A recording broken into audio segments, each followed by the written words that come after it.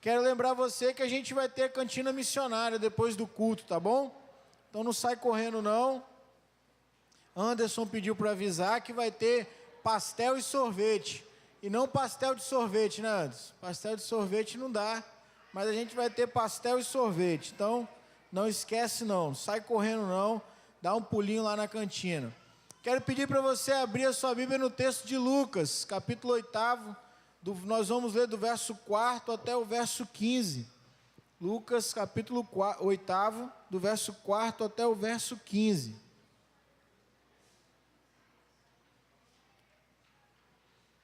Texto que você conhece bastante.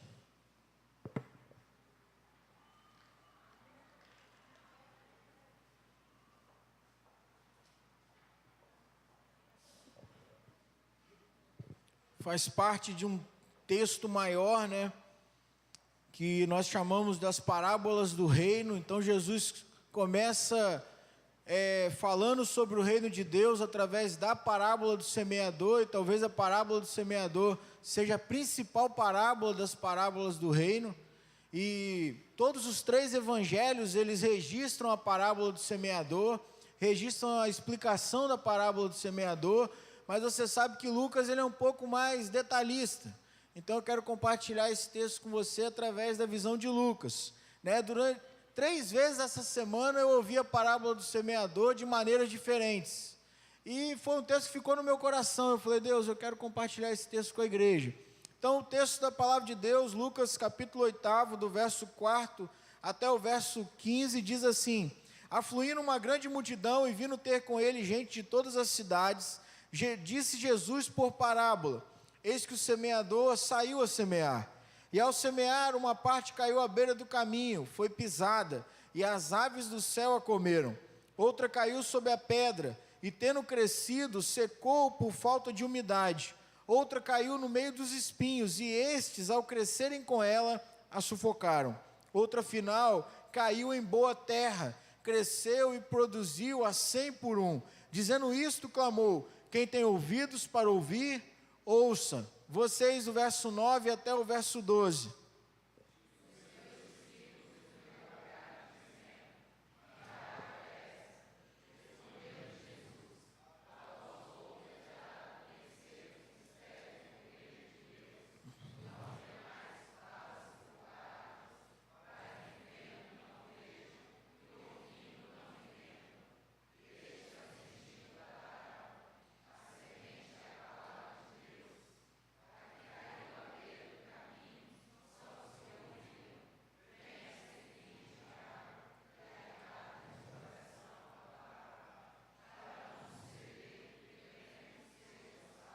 Aqui caiu sobre a pedra são os que ouvindo a palavra de Deus, a recebem com alegria. Estes não têm raiz, creem apenas por algum tempo, e na hora da provação se desviam. Aqui caiu entre os espinhos são os que ouviram, e no decorrer dos dias foram sufocados com os cuidados, riquezas e deleites da vida. Os seus frutos não chegam a amadurecer. Vocês, o verso 15.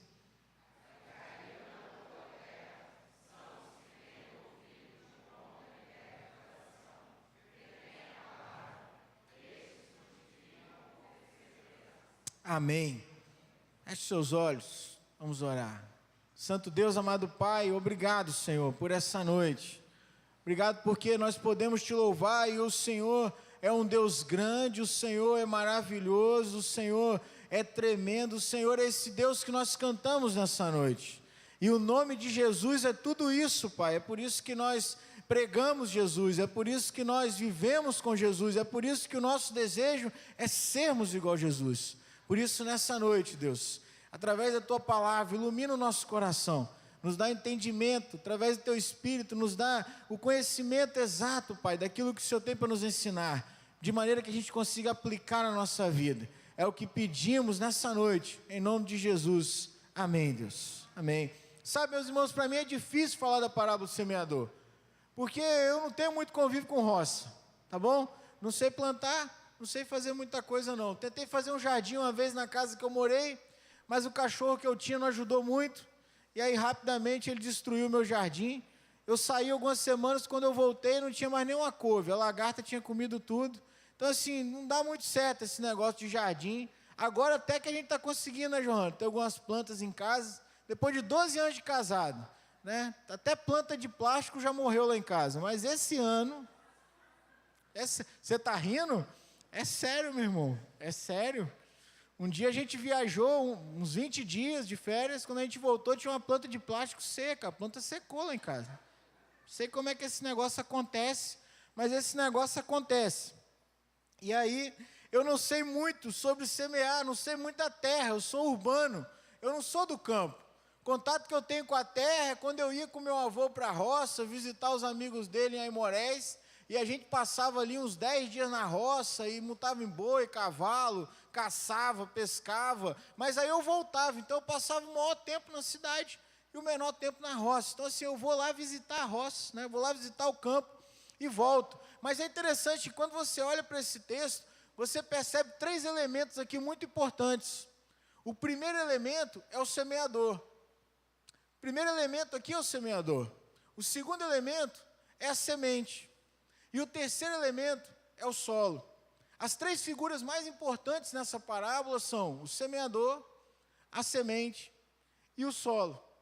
E aí é interessante porque os discípulos, né, você vai ver que do verso 4 ao verso 8, Jesus ele conta a parábola. E a parábola, não sei se você sabe, mas ela é uma história que revela um mistério, revela um fundo moral e, no nosso caso, um fundo espiritual. Então Jesus ele sempre falava por parábolas, usava parábolas, porque você talvez vai se lembrar do profeta Isaías.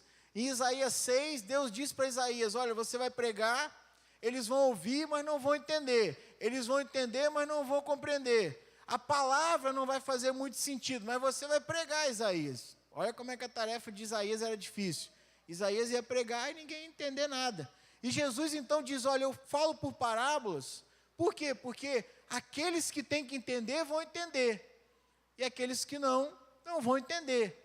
E alguns biblistas vão dizer que Jesus falar por parábolas como uma maneira também de punir o próprio povo de Israel.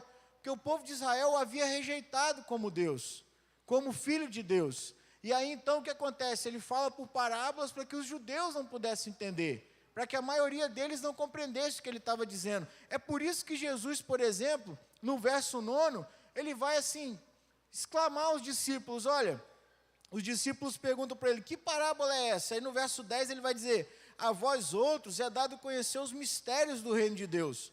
Aos demais fala-se por parábolas, para que vendo não vejam, e ouvindo não entendam. E aí Jesus fala assim: vocês não estão entendendo o que eu estou dizendo? Já era para vocês terem entendido. Vocês entendem as parábolas, eles não. Mas Jesus então fala de 3 coisas aqui: o semeador, a semente e o solo. A primeira figura importante então é o semeador. Quem é o semeador? Se você olhar para parar bem, se você ler o texto de Marcos, que fala a parábola do semeador, no texto de Mateus, Mateus vai dizer que o semeador é o filho do homem. O semeador aqui no texto é o próprio Jesus. É ele que semeia a boa semente. E é interessante, você vai falar assim: mas pastor, qual é a boa semente? Aí a gente tem que ler o texto anterior à parábola. Do verso 1 até o verso 3, Lucas vai dizer assim: aconteceu depois disso, que andava Jesus de cidade em cidade, e de aldeia em aldeia, pregando e anunciando o evangelho do reino de Deus. Qual é a boa semente então? O evangelho do reino de Deus. Porque segundo o apóstolo Paulo, o evangelho é o poder de Deus para transformar todo homem. O evangelho é o poder de Deus que muda a história. É por isso que quando o evangelho encarnado entra na história da humanidade, ou seja, quando Jesus Cristo entra na história da humanidade, a história da humanidade é como se ela fizesse um ponto. Teve uma história antes de Cristo e agora tem uma história depois de Cristo. O evangelho é tão importante que quando a pessoa do evangelho, o evangelho é uma pessoa. Ele entra na nossa história, a história dá uma pausa e começa um outro momento. Assim acontece na nossa vida. Quando nós rendemos a nossa vida a Jesus, que é o evangelho, Então é como se tivesse uma pausa na nossa história. Nós temos uma vida antes de Cristo e agora nós temos uma vida junto com Cristo. E é por isso que Jesus é o semeador dessa parábola. E eu e você, como discípulos de Jesus, o que nós temos que semear? O Evangelho. Agora, sabe, irmão, eu estava pensando nesse negócio. O que a gente, como semeador, tem semeado, Alex? O que a gente, como semeador, tem semeado, Esdras? O que a gente tem semeado? Paulo vai dizer que é em paz, é através da paz, que se semeia a paz. Nós temos a palavra da esperança, nós temos a palavra da paz, nós temos a palavra que transforma, né, que é o Evangelho, Michele. Mas nós temos semeado o quê? É interessante você pensar nisso, meu irmão, porque de domingo passado até esse domingo, já foram publicados em mais de um jornal de circulação do nosso estado, mais de 5 reportagens falando que a eleição tem prejudicado a vida das pessoas. Domingo passado saiu uma reportagem dizendo que as pessoas estão adoecendo por causa da eleição. Na terça-feira saiu uma reportagem dizendo que as pessoas estão se degladiando no trabalho por causa da eleição. Na quinta-feira a reportagem falava que as famílias têm brigado na mesa por causa da eleição. E aí eu fico pensando assim, quando eu abro o meu Facebook, quando eu recebo um negócio lá de WhatsApp, eu fico pensando, cara, o que a gente tem semeado? Eu sei que todo mundo está empolvoroso, assim, né? Já que para mim podia ser eleição, podia ser amanhã, logo, para finalizar esse negócio. Mas isso não é motivo para a gente entrar em conflito. Isso não é motivo para nós perdermos amigos. E eu acho interessante, né, que agora tem um pessoal que está publicando assim, agora, quando acabar a eleição, eu vou ler o livro. Como é que é? Como trazer os amigos de volta depois da eleição. Tem algum sentido isso? O que a gente está semeando? Quando nós chegamos no nosso local de trabalho, o que a gente está semeando? Quando a gente entra na nossa sala de aula, o que a gente está semeando? Nós temos semeado o Evangelho? Nós temos semeado a boa nova de salvação? Nós temos semeado a boa semente? O que nós temos plantado? Porque se eu quero colher paz, eu tenho que semear paz. Então, se eu não estou colhendo paz, eu estou semeando alguma coisa errada. Estou semeando alguma coisa errada. Se eu não estou colhendo amor, eu devo estar semeando alguma coisa diferente de amor. Se eu não estou colhendo esperança, a gente tem que parar e pensar então, olha, se Jesus é o semeador, e Jesus semeia o Evangelho, e o Evangelho é a boa nova de salvação, é a palavra de vida, é a palavra de esperança, é a palavra de transformação, e se eu não tenho visto isso acontecer, o que você, o que nós como igreja de Cristo, o que nós como discípulos de Jesus, o que nós temos semeado? O que nós temos semeado dentro do nosso lar? O que nós temos semeado no nosso local de trabalho? O que nós temos semeado dentro da nossa igreja? Porque é um absurdo. Mas eleições estão dividindo igrejas. Discussões inócuas estão dividindo igrejas. As pessoas estão extremamente intolerantes umas com as outras. Não conseguem conversar, não conseguem ter opiniões diferentes no mesmo lugar. E aí eu acho que, se você é assim, vai fazer direito. Porque quando você entra na sala de direito, você percebe que para cada artigo do código tem 5 pensamentos diferentes, no mínimo, sobre o que aquele artigo significa ou pode significar. E aí você vai aprender a ser mais tolerante. O que nós temos semeado como semeadores? Mas o segundo elemento importante, então, é a semente. E Jesus é muito claro, é interessante isso, porque Jesus ele define o que é a semente e ele define o que é o solo. E aí no verso 11 ele vai dizer, olha, este é o sentido da parábola, e ele começa pela semente. A semente é a palavra de Deus. Se eu quero que as coisas sejam transformadas, então, dentro do meu lar, se eu quero que as coisas sejam transformadas dentro da minha escola, dentro do meu trabalho, eu tenho que semear o quê? A palavra de Deus. E às vezes a gente semeia tanta palavra, né? E não semeia a palavra de Deus. Se metade das pessoas que compartilham coisas comigo no WhatsApp compartilhasse a palavra de Deus, ô rapaz, que bênção que seria. Eu até responderia. Sabe por quê? Porque eu não tenho muita paciência. Eu vejo, tá? Vou dizer para você que eu vejo. Agora tem uns negócios que eu olho assim, perca a paciência, irmão. Mas o que nós temos semeado? Palavra de homens ou palavra de Deus? Nós temos semeado vida, nós temos semeado paz, nós temos semeado o quê? Porque o grande problema é que se você encontrar um cara que realmente é um agricultor, você sabe, você pergunta a ele assim, o que você plantou nessa terra? Aí ele vai dizer, olha pastor, eu plantei milho. O que você espera colher? Vai olhar para você. Espero colher milho. Cara, então se você planta a boa palavra, o que você vai colher na sua vida? A boa palavra. Sabe, irmãos, pense nisso. Como discípulo de Jesus, nós somos semeadores. E o que nós temos que semear?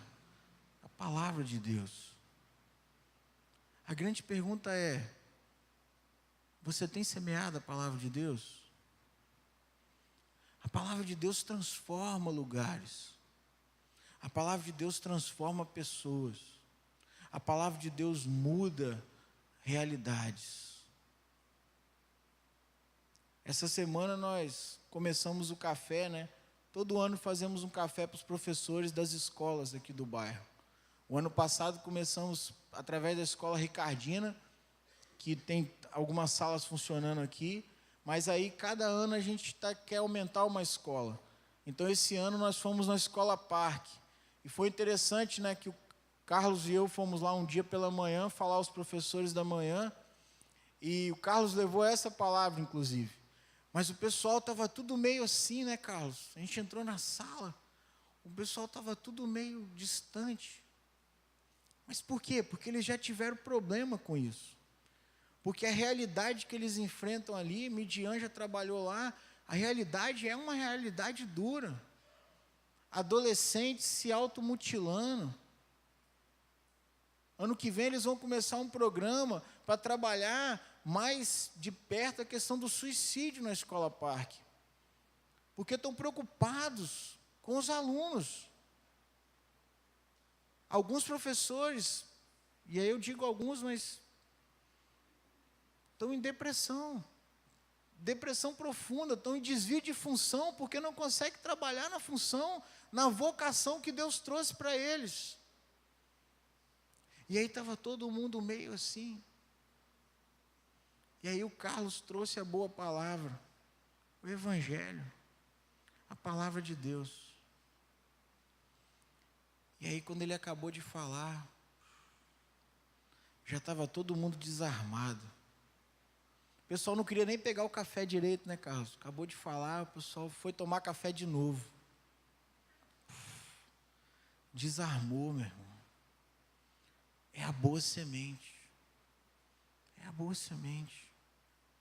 Quer semear coisa boa na vida do seu filho? Semeie o Evangelho na vida do seu filho. Quer semear coisa boa na vida do seu cônjuge? Semeie o Evangelho na vida dele. Dos seus amigos. Agora, o terceiro elemento fundamental aqui, primeiro é o semeador, o segundo é a semente, e o terceiro é o solo. Eu não sei se você consegue perceber, mas Jesus fala de 4 tipos de solo. E é interessante que Jesus parece que ele faz um escalonamento de produtividade, vamos dizer assim. O primeiro solo não dá nada, ok? O segundo solo ele até dá alguma coisa, mas não é um negócio que dura muito. O terceiro solo, ele até produz mais do que o anterior, mas também a produção não é muito boa. O fruto não dá para comer. Agora, o quarto solo é bom. E é interessante isso, porque Jesus começa explicando a parábolas a eles e vai dizer, olha, aquela semente que caiu à beira do caminho são os que ouviram. Venha seguir o diabo e arrebata-lhes do coração a palavra, para não suceder que crendo sejam salvos. E essa semente é a semente que caiu à beira do caminho. Se você olhar no verso 5, ela foi pisada e as aves do céu tomaram ela. Aí você vai falar assim, não pastor, mas aí o semeador que errou, porque ele foi displicente, ele jogou a semente de qualquer jeito. Não, ele semeou. Só que aquele solo era um solo tão duro, que a semente foi incapaz de penetrar nele. E aí tem um autor chamado Davidson que ele vai dizer, esse é o solo da indiferença. É o solo da indiferença. William Hendrickson vai dizer que esses 4 solos representam 4 corações diferentes. E o coração representa aquilo que o homem é. Então William Hendrickson vai dizer que o primeiro solo é o solo que não recebe a semente, porque ele é indiferente à semente. Então a semente está ali, mas ele não recebe ela não entra nele. E aí o que acontece? Qualquer coisa que passa, pisa ela. Então alguém passou e pisou.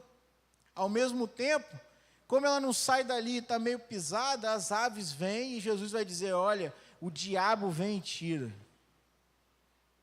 Quando eu fazia o ensino médio, eu tive um professor de história, que ele um dia chegou na sala e falou o seguinte, olha, eu já li a Bíblia 11 vezes.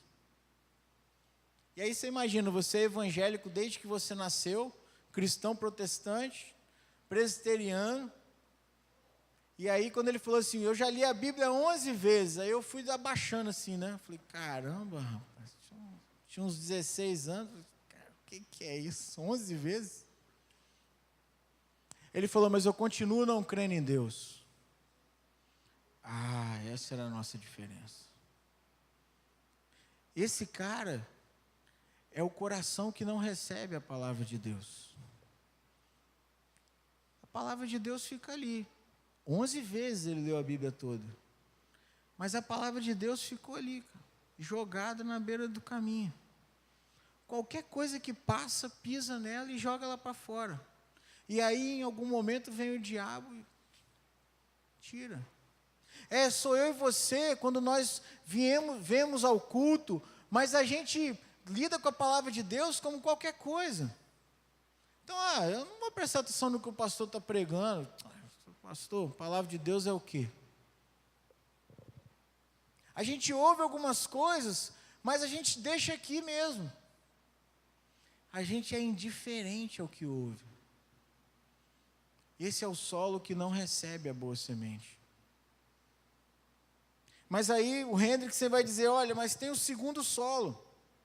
E o segundo solo é o solo empolgado, é o coração empolgado.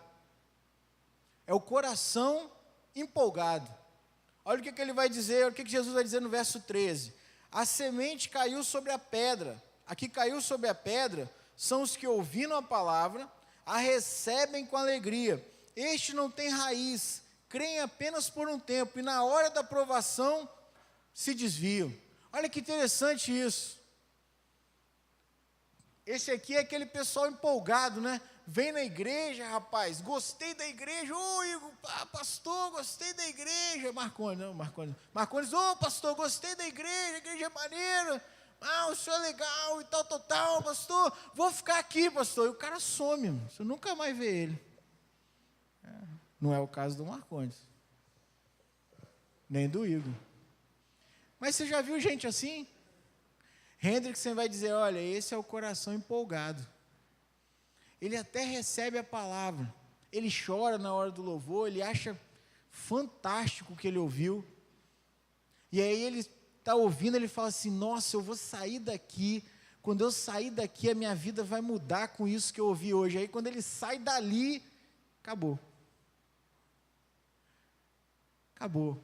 Preste atenção no que Jesus diz, olha, esse solo, ele não tem profundidade. E como ele não tem profundidade, a raiz fica exposta. E como a raiz fica exposta, não tem umidade, ela seca. O primeiro solo é indiferente. O segundo solo é empolgado, mas não é profundo. Ele até gosta do que ele ouve, mas ele não se aprofunda no que ele ouve. Mas aí tem o terceiro solo. Hendrickson vai dizer, olha, o terceiro solo é o solo displicente. O primeiro é o indiferente. O segundo é o que não é indiferente, mas também não é profundo. E o terceiro é o displicente. Olha o que Jesus vai dizer no verso 14. A semente que caiu entre os espinhos são os que ouviram, e no decorrer dos dias foram sufocados com os cuidados, riquezas e deleites da vida. Os seus frutos não chegam a amadurecer. Cara, esse solo aqui é interessante. Ele é diferente dos outros. Ele é bem interessante. Por que ele é interessante? Olha só. Ele gera fruto. Jesus vai dizer no final do verso, os seus frutos, ou seja, então ele gera fruto. Esse solo aqui, ele tem profundidade. Por quê? Porque a raiz cai nele e a raiz germina. O problema aqui não é o que está no solo. O problema é o que está fora do solo. O problema são os agentes externos ao solo. O problema são os espinhos. Porque ele tem profundidade, ele é fértil, ou seja, ele gera fruto, mas aí Jesus vem e diz assim, olha, mas vai passando os dias e ele é sufocado. Ele é sufocado pelo quê? Sufocado pela vontade das riquezas. Ele é sufocado pelos deleites da vida. O que atrapalha esse solo não é o que há nele, ou o que não há nele, mas é o que vem de fora. É aquela pessoa que ouve a boa palavra, mas ela está tão preocupada com outras coisas. Ela está tão preocupada com aquilo que é temporal, ela está tão preocupada com aquilo que é efêmero, ganhar dinheiro, ficar rico, comprar carro novo, ter casa, ter isso, ter aquilo, fazer isso, fazer aquilo, aproveitar a vida, ficar com as menininhas, ir na festa, tomar todas, cair, ter mais um teco na cocaína, que aí, cara, tudo isso tira o evangelho do coração dele. Porque ele faz igual o filho pródigo. Ele fica aqui, mas fica olhando para o lado de fora e fala assim, cara, queria fazer parte da banda. Porque a cabeça dele não está no evangelho. O coração dele não está aqui, o coração dele está em tudo que está lá fora. Os cuidados do mundo, né? Jesus vai dizer, os cuidados do mundo, a riqueza. É o filho pródigo, né? Filho pródigo não, é o jovem rico que Jesus encontra. Lembra, Jesus chega para aquele jovem, e é interessante, aquele jovem até queria algo que era valioso. Senhor, como eu posso herdar a vida eterna? Isso não é um motivo justo? É, a intenção dele era boa. Como eu posso herdar? O que eu faço para herdar a vida eterna? E aí Jesus vira para ele e fala assim, olha cara, está faltando uma coisa para você. Você ama mais a sua riqueza do que eu. Você ama mais aquilo que você tem do que eu. Porque você é incapaz de falar igual a Abacuque. Ainda que falte gado no curral, ainda que a oliveira minta, ainda que eu não tenha nada, ainda assim eu louvarei o Senhor. Você é incapaz de falar como Jó. Deus deu, Deus tirou, louvado seja o nome do Senhor, porque antes eu era o homem mais rico da terra, e hoje eu não tenho riqueza nenhuma, hoje eu não tenho filho nenhum, hoje eu não tenho mulher nenhuma, e meus amigos estão aqui, só estão aqui para encher meu saco, falando que eu estou pecando. Aí Jesus diz, sabe o que você tem que fazer? É simples, cara. Tira o seu coração disso e põe o seu coração em mim. Vende o que você tem. Mostra que isso não tem valor na sua vida. E o texto diz que aquele jovem saiu muito triste, porque ele era muito rico, e ele amava muito mais as suas riquezas, amava muito mais o que era temporal, do que aquilo que é eterno. Agora, sabe o que é interessante, meus irmãos, meus amigos? Nada daquilo que é temporal pode preencher o vazio que é eterno dentro do nosso coração. Essa é a grande questão. A gente tem um vazio que é do tamanho de Deus na nossa alma, porque a gente se apartou dele, porque a gente foi apartado dele por causa do pecado, mas a gente fica tentando com coisas temporais cobrir esse vazio, mas a gente não consegue. E é por isso que tudo aquilo que está fora de Deus vem e rouba a palavra do nosso coração, tira o evangelho do nosso coração. É por isso que tem gente na igreja que o camarada até dá fruto, mas não é um bom fruto. Interessante isso. Jesus vai dizer assim, olha, os seus frutos não chegam a amadurecer. É um fruto até legal, bonitinho de ver, mas não dá para comer. Por quê? Porque o fruto está verde, porque o fruto não presta para comer. Olha que interessante isso. Muitas vezes a gente está aqui nesse lugar, a gente faz parte da igreja, e a gente até dá fruto, mas o fruto é ruim, é ruim, é ruim. Pare para pensar nisso. Que tipo de fruto você tem dado? Que tipo de fruto você tem dado? Mas tem o último solo. Jesus vai dizer no verso 15 que teve uma semente que caiu na boa terra. No verso 8 vai dizer que ela cresceu e produziu a 100 por 1. Mateus e Marcos vão dizer que ela produziu a 30, 60 e a 100 por 1. E é interessante que Lucas esquece o que é menor e fica só com o número maior. Ela produziu a 100 por 1. Uma semente gerou 100 vezes mais aquilo que a própria semente poderia produzir. E é interessante que Jesus vai dizer no verso 15, a que caiu na boa terra são os que tendo ouvido de bom e reto coração, retém a palavra, estes frutificam com perseverança.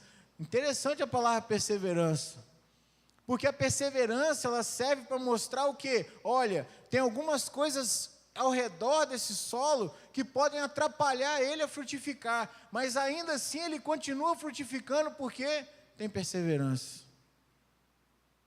Tem perseverança.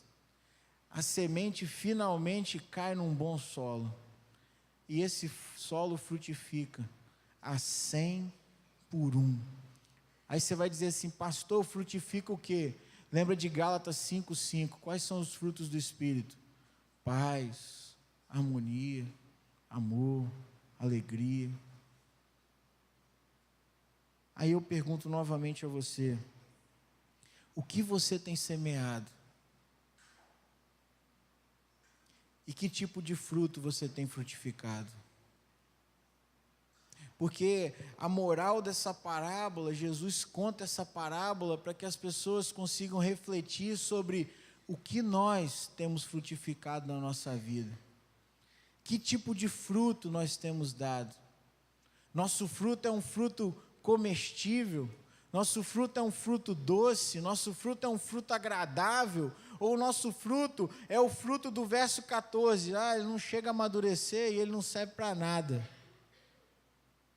Quando as pessoas se relacionam conosco, elas olham para nós e elas percebem em nós os frutos do Espírito de Gálatas 5:5, ou elas percebem que a gente até dá algum fruto, mas o nosso fruto não serve para nada.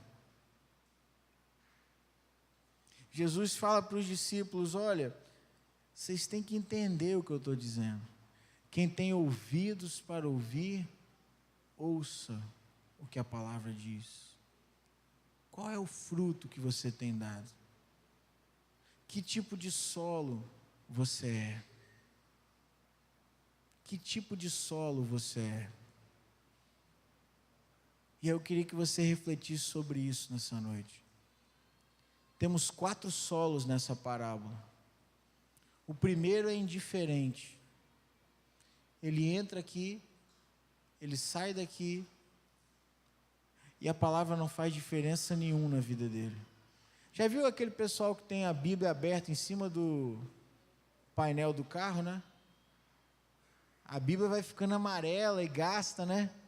Do sol, porque não é de ler, é do sol. Tem gente que tem Bíblia em tudo quanto é lugar, você já parou para pensar nisso?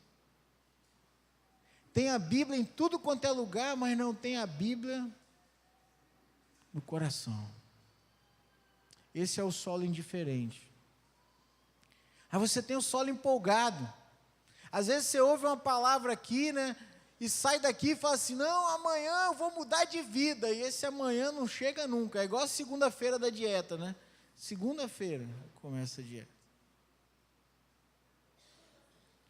Mas às vezes você é esse solo quase bom. Eu queria que você entendesse isso. O terceiro solo, o solo dos espinhos, ele é quase perfeito. Quase. Tanto é que ele vem antes do melhor solo. Já parou para pensar por que disso? Que ele é quase bom, o fruto dele quase dá para comer. Mas ele está tão preocupado com outras coisas que não são o reino de Deus. Está tão preocupado com as coisas que não dizem respeito a Deus, que ele não consegue frutificar. Mas tem o bom solo. E a semente do bom solo, ela dá fruto de 1 para 100. Não é fantástico esse negócio? Fruto de 1 para 100. Que tipo de solo você é? Que tipo de fruto você tem dado? Preste atenção que o fruto não é um elemento importante aqui. Porque o fruto é consequência do solo. Se o solo for bom, o fruto vai ser bom. E vai ser muito. Feche os seus olhos. Reflita um pouco em oração. Por que você não é o bom solo?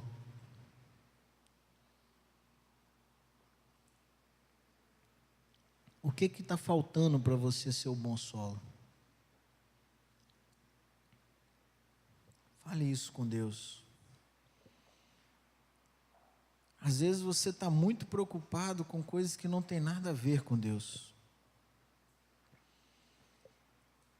Às vezes você está muito preocupado em experimentar todas as coisas da vida e está se esquecendo de viver a vida de Deus. Pense um pouco. Por que você não é o melhor solo?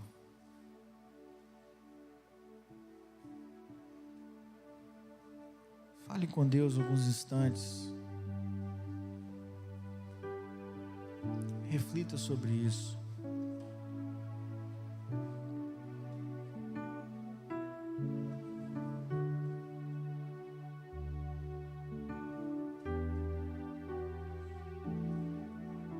Vamos colocar de pé. Coloque-se de pé. Vamos falar com Deus nessa hora. Santo Deus, amado Pai, estamos aqui nessa noite, Deus, diante da Tua palavra. Tua palavra que é viva. Tua palavra que é real. Tua palavra que é a boa semente, ó Deus, capaz de transformar o nosso coração, capaz de transformar o nosso solo, Pai. Mas a grande pergunta é, Deus, por que nós não somos o melhor solo? Por que nós não frutificamos, ó Deus, com os frutos de Gálatas 5:5? Por que nós não damos fruto a 100 por 1, Deus? Será que é as preocupações com os cuidados da vida? Será que é a indiferença quando ouvimos a Tua palavra? Será que é a displicência, ó Deus? Será que o nosso solo é raso?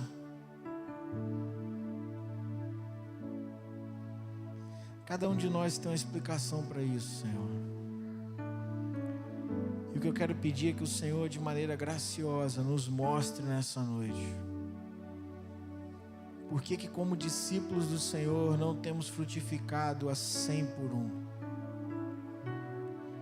Por que não somos o bom solo? Mas o Senhor é um Deus tão gracioso, tão generoso, ó Pai, que se aqueles que não se veem como um bom solo, disserem para o Senhor nessa noite: Senhor, eu quero ser um bom solo, eu quero dar um bom fruto, eu não quero mais dar um fruto de ira, eu não quero mais dar um fruto de ansiedade, eu não quero mais dar um fruto, ó Deus, de raiva, de rancor, eu não quero dar um fruto que não edifica ninguém, mas eu quero dar um fruto bom. Se eles se renderem ao Senhor nessa noite, se eles disserem: olha Deus, eu quero ser um bom solo, o Senhor é capaz de fazer isso por eles.